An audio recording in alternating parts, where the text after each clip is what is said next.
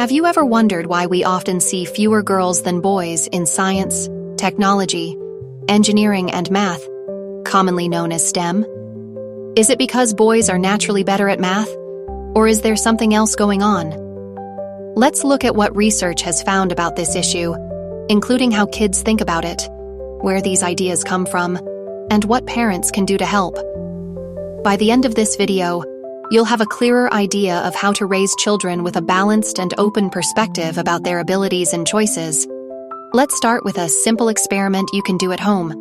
Imagine I show you two portraits, a boy and a girl. If I asked, who's better at math?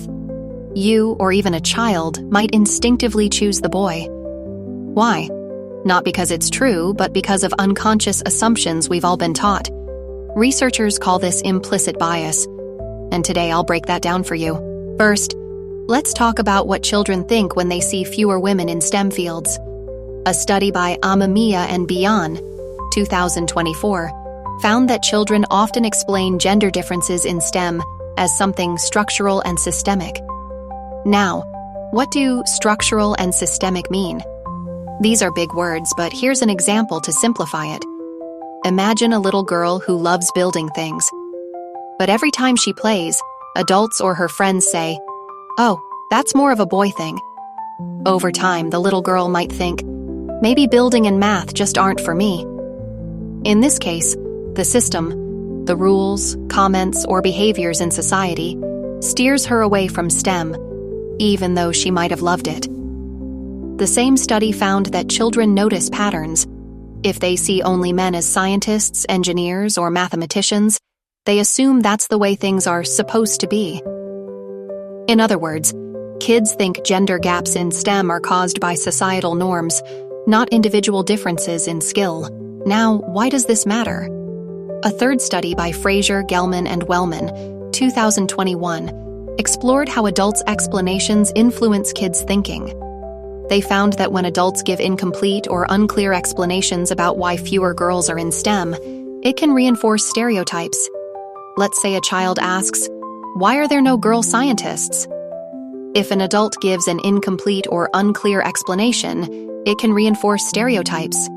Adult says, maybe girls just don't like science as much. That explanation plants the idea that girls are naturally less interested in STEM. Instead, adults could explain it in a different way. For example, in the past, girls weren't encouraged to study science, but now things are changing, and more girls are becoming scientists, engineers, and mathematicians. Let me give you a simple story.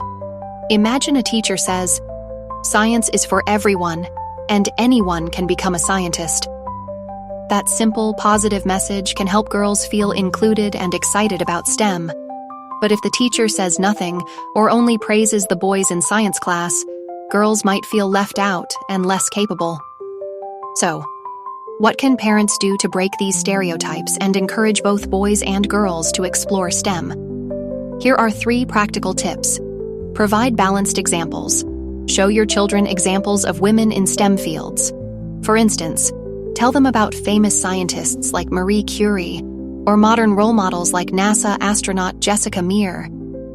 You could say, "Look how amazing her work is. You can do this too." Example: when reading books, choose stories with female scientists, engineers, and mathematicians, so your kids grow up seeing that anyone can excel in these fields. Explain structural barriers. Clearly, if your child notices a lack of women in STEM, be honest and clear. For example, in the past, women weren't allowed to study science or math, but that doesn't mean they weren't capable. Now, more girls are showing they're just as talented. Avoid reinforcing stereotypes. Be mindful of how you praise and encourage your kids. For example, don't say, "Boys are just better at math," or "Girls are more emotional." Instead, encourage all your kids to explore what they're interested in, whether it's math, reading, science, or art. Let me tell you about a parent I know. Her daughter wanted a robot building kit for her birthday. Instead of assuming it was a boy toy, she bought it for her daughter and encouraged her to experiment. Today, that little girl loves coding and engineering. To summarize, fewer girls in STEM isn't about skill. It's about societal messages and stereotypes that kids pick up from a young age.